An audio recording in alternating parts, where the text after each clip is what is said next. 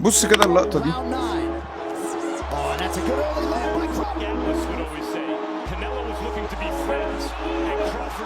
وشوف اللقطة دي كده كمان.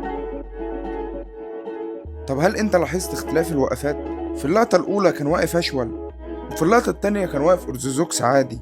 ترينس بوت كروفورد اللي بيعمله ده خطير وصعب جدا. قلة قليلة في عالم الملاكمة اللي بيقدر يعمل الحركات دي، قلة قليلة يتعدوا على صوابع اليد الواحدة اللي يقدر يغير وقفته ويكون متقن ليها 100%، وكمان عنده قوة النوك اوت في اليدين مش في يد واحدة. فاحنا بنتكلم النهاردة عن وحش وأسطورة، أسطورة موجودة وحية وعايشة، أسطورة حقيقية كسر كل التوقعات، أسطورة حقيقية كسرت كل القواعد، كسرت كل الأرقام، عمل اللي محدش عمله في تاريخ الملاكمة. بيعرف يضرب ويكونتر من أي مكان بأي وضعية، بيعرف يضغط ويسيطر على الرنج، بيعرف يهرب ويحط خطط، بيعرف يغير زوايا، بيعرف يغير مستويات، يضرب تحت ويضرب فوق، بيعرف يعمل كل حاجة في الملاكمة. طب ازاي بيعرف يعمل كده؟ وايه هي الخطط والاستراتيجيات اللي بيعتمد عليها؟ ايه هي الاسرار والمهارات اللي خلته يوصل للمرحلة دي؟ وازاي بيكون خصم معقد لهذه الدرجة؟ كل ده واكتر هنعرفه النهارده، عشان اخيرا هنحط ترينس بوت كروفورد تحت الميكروسكوب وهنحلله وهقولك على كل اسراره. بس قبل ما نبدا كالعاده اسمحولي اقدم لكم نفسي. للي بيشوفوني اول مره، انا كوتش مهند، خبره اكتر من 18 سنه في عالم الملاكمه، والخبره دي دراسيا وتطبيقيا، وعلى اساسه بقدم لك كل اللي بتحتاجه في عالم الملاكمه، ومستندا للعلم وبطريقه سهله وبسيطه ومش هتلاقيها عند اي حد تاني. فمن غير ما اطول عليك يلا بينا نبدا.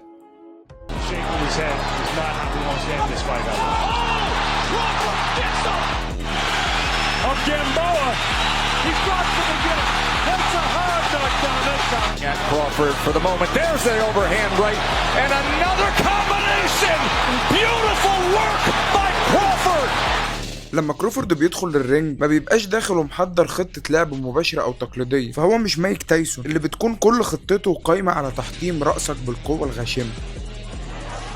فاسلوب كروفورد قائم على التوقيت والقراءة، وفي البداية دايما هتلاقيه هادي وبتكون مهمته الأولى هي فهمك وجمع المعلومات عنك. أمام أمير خان أسطورة الملاكمة البريطانية المعروف بحركته الممتازة وإبداعه داخل الرينج، وقف كروفورد من بداية المباراة ساوث بو وبدأ يقرا تحركاته ويحط له أفخاخ، وكان بيحط له دبل جاب كتير علشان يستفز رد فعل خان. وعند اللحظة اللي بيندفع فيها أمير خان بيكون كروفورد قد تراجع بالفعل وخلاص كده الفخ اتعمل. فلما خان اندفع لقدام قابله كروفورد بهوك خلفي قوي جدا، ومع تكملة خان لقدام يقوم ابن الجنية يغير وقفته في ثانية وتحول فورا لأرثوذكس، وفضل مكمل وراه وقام مديله ليفت هوك ثم اوفر هاند نظيف. التحول في الوقفه ده كان هو نفسه جزء من الكاونتر اللي عايز يعمله كروفورد. وبعد ما خلص الهجمه دي على طول مباشر بيعود كروفورد للساوث بو تاني، وقام مديله واحده ليد رايت هوك علشان ياخد زاويه جديده تماما وبدون اي توقع، وبعدها يقوم مغير تاني للأرثوذكس وقام مديله واحده 3-2-3 حاده وسريعه، وبعدها من الأرثوذكس تاني بدا يضغط عليه ويضايقه بالجبات، وفعلا عمل اللي هو عايزه وخلى امير خان يتجنن. فدخل عليه امير خان بهجوم، وبعدين النجم ده قام متفادي كل الهجمات دي وقام واقف له ساوث بو تاني واداله واحده شوله مستقيمه كانها لوحه فنيه مثاليه، بعدها كومبو سريع كده على الماشي. فالامر هنا لا يتعلق فقط بتبديل الوقفات، كروفورد بيستخدم كل وقفه لبناء طبقات من الهجوم والدفاع، بيجذب خصمه للامام ثم يطلق ضرباته من كل الزوايا الممكنه. وامام شون بورتر اللي هو بالمناسبه خصم اكثر عدوانيه، هذه التكتيكات كانت انجح بشكل كبير. بورتر كان قوه ضاربه في هذا الوزن، وكان دايما عنده نيه الهجوم دي عاليه جدا، واثناء ضغط بورتر العنيف وجد كروفورد نفسه واقف بوضعيه مربعه امام الحبال، ومن وضعيه الأرثوذكس قام مديله ابر كات سريع، وفي نفس اللحظه خد خطوه للامام وقام منزلق بعيد وخرج بره الموقف الصعب ده. وبعد كده بقى بدأ كروفورد هنا في نصب فخاخه الخاص من وضعية الساوث بو، دخل عليه بدبل جاب كروس يعني 1-1-2، وهو عارف كويس قوي ان بورتر هينزل من تحتيها. وفي اللحظة اللي غاز فيها بورتر لتحت كان كروفورد قد تحول بالفعل للأرثوذكس وقام مديله رايت هاند قوية من زاوية جديدة تماما. الموضوع ده بيحصل بسرعة مذهلة للدرجة اللي تخليك ما تلحقش انك تستوعبه. ثم بعد كده عاد بورتر للضغط مرة اخرى عشان يلاقي كروفورد موجه له رير ابر كات من وضعية الساوث بو، بس عداها بورتر وحاول انه يرد عليه، ولكن مرة مرة أخرى وضع رأسه خارج خط ضربة بورتر وخرج بأمان من نفس الجهة. فده مثال آخر على إن التحول ما بين الوقفات مش بس بيحميك من الضرب، ده كمان بيمنحك السيطرة على منتصف الحلبة من جديد. فلما حاول بورتر مضاعفة الهجمات مرة أخرى برضه الموضوع ما نفعش معاه. كروفورد كان بينزل من تحت الضربات، كان قادر على التحول إلى الأورثودوكس في منتصف الحركة، كان بيستخدم إيده الأمامية كفريم لجزء من الثانية ثم بيرجع تاني للساوث بو. بيواصل بورتر تاني هجومه وأطلق ضربة جديدة برضه غاص من تحتها كروفورد مرة أخرى بسهولة تامة، وخرج المرة دي بوضعية الأورثودوكس. فهو بيتنقل باستمرار بين الوقفات ليتحكم في المسافة والخطر. أول ما بيبدأ كروفورد يحس بالراحة الكاملة في نصب الفخاخ بتاعته ويفهم كل حاجة عن خصمه، بيبدأ بقى فعليا في فتح ترسانة الهجوم الكاملة بتاعته. ومثال ممتاز على ذلك كان في نزاله أمام جامبوا، ملاكم آخر يتمتع بقوة كبيرة وسرعة خارقة، وكان هو كمان هجومي وعايز يخلع دماغ كروفورد. جامبوا داخل النزال بقوة وثقة كبيرة وكان بينط للداخل علشان يضرب هوكات قوية.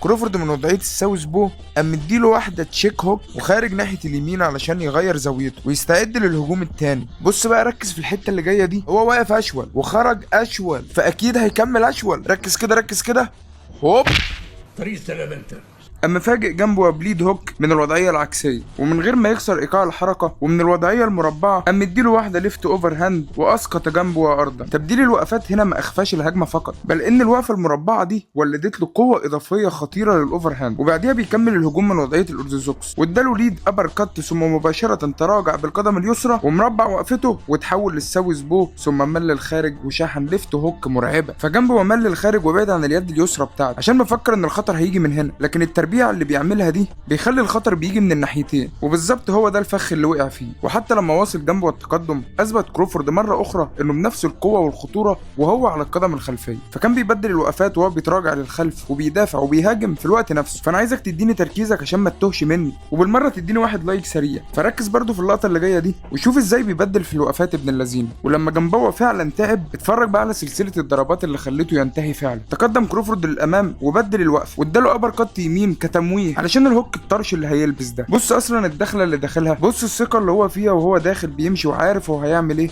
يا الله، جنبه خلاص بدا يترنح للامام وبيطلق ضربات عشوائيه، فهو داخل بيضرب اليمين دي يقوم معديها كروفورد وحاطط له هوك من فوقيها. بص كده على رجله برضه ابن الجنيه اما غير الوقفه واداله ابر كات بيقتل. الضربه اصابت الهدف بدقه نظيفه تماما. كروفورد في وضعيه التراجع، ودي كانت اخر حاجه جنبه بيتوقعها، ان كروفورد يضرب وهو بيتراجع.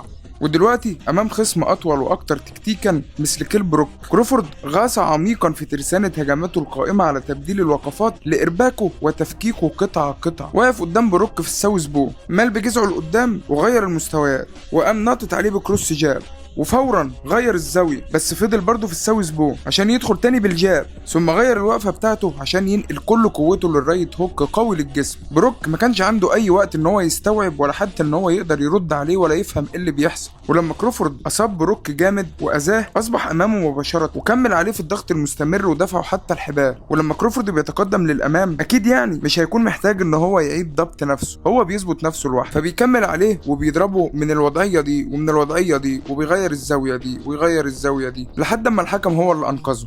فكروفورد قد أغرقه تماما في هذا النزال بتحولات مستمرة في الوقفات ومظاهر مختلفة للهجوم، بيقطع الزوايا ويعود للتحول مرة أخرى لتوجيه المزيد من الضرر، ثم أمام ملاكم آخر مذهل بنفس القدر ولم يتلقى أي خسارة سابقا، إيرول سبنس، قدم لنا كروفورد عرض آخر لا يقل عن كونه درس احترافي في الملاكمة. سبنس بيتقدم للأمام عشان يحاصره بهجوم. كروفورد بيستخدم حركة القدمين القائمة على تبديل الوقفات للخروج من المأزق ده. أولا غسل الأسفل بضربة واحدة من وضعية الأورثودوكس، وبعديها خد خطوة للخارج لليسار، بس خد باله إن هنا في خطر أكبر، فأما غير جسده للساوث بو فوجد طريقة للهرب من الجهة المقابلة. ركز بقى معايا تاني عشان أشرحها لك بالراحة. دخل عليه بالهوك اهو غاص وعايز يطلع ناحية اليسار، لقى مشكلة أما غير ورايح ناحية اليمين تاني وخرج من هنا بسلام. بعدها سبنس بيدخل عليه بهجوم قوي من 1-2، يقوم كروفورد يربع وقفته وفي نفس اللحظه يحط له ابر كات يمين قوي جدا، ضربه صاروخيه سريعه محدش لاحظها ومحدش شاف ايه اللي حصل، حتى المعلقين نفسهم ما عرفوش ايه اللي حصل لحد اما هم شافوها تاني في الاعاده. بصوا يا جدعان، يا لهوي على الدقه والسرعه والقوه، ايه ده مش بني ادم. بيسدد ضرباته اليمين في هذا النزال كانها مطرقه، والمفروض ان الضربه دي ما بتكونش هي القويه او المهيمنه من وضعيه الساوث بو، لكن مع كروفورد اي يد يمكن تكون هي المهيمنه. واللي بنقول عليه ده ظهر اكتر في الماتش ده، نزاله امام جون مولينا، ملاكم باسلوب مكسيكي لا يتوقف عن التقدم للامام ابدا. وكروفورد استغل ذلك افضل استغلال، كان بيستخدم الجاب من وضعيه الساوث بو عشان يفضل ينقر لمولينا كده ويدور ويلف للخارج من حوله. ولما تقدم مولينا للامام اما غير وقفته واداله هوك يمين قوي جدا، وبكده يبقى كونتره وضربه وخرج من زاويه تانية تماما. مولينا كان دايما عايز الضغط المستمر، ولكن ده ما فادوش بحاجه غير ان هو بيعرض نفسه للخطر اكتر. كروفورد مزنوق بالحبال من وضعيه مربعه، واما قابله بابر كات من وضعيه الساوث بو، واما استخدم يده الاماميه كفريم لجزء من الثانيه عشان يغير وقفته، وفعلا وقف اورثوذكس وقام موجه له ابر كات. انت ملاحظ هو بيعمل ايه؟ قلت لك ركز معايا. بعدها هيميل تاني للخارج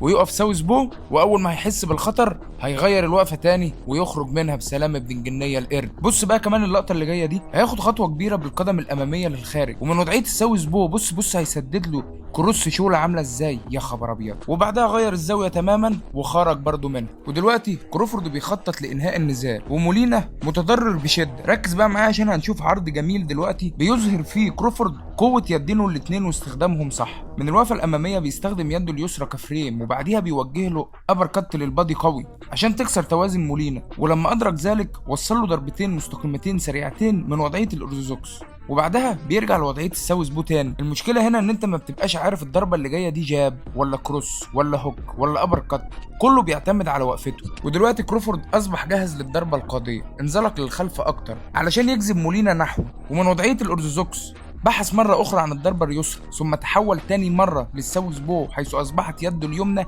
هي الجاب، وحط بيها إصابة جديدة. جون مولينا ما بقاش عارف الضرب جاي منين، ومرة أخرى وبسهولة تامة واجه كروفورد الضغط الأمامي بالهجوم المضاد. كان بيتراجع للخلف في وضعية الساوث بو ويطلق يده اليسرى للأمام، ثم يدخل للأورثوذكس للحظة قصيرة فقط لتوليد قوة إضافية، وبعدها بيرجع تاني للساوث بو مع تقدم اليد اليمنى للأمامية عشان يستخدمها كتمويه. وبينهي هذا النزال ومولينا محاصر في الزاوية مرة أخرى. شفنا استعراض مرعب للقوة من اليد الأمامية لكروفورد اللي هي اليد اليمنى أو اليسرى. فزي ما قلنا كله بيكون معتمد على وقفته.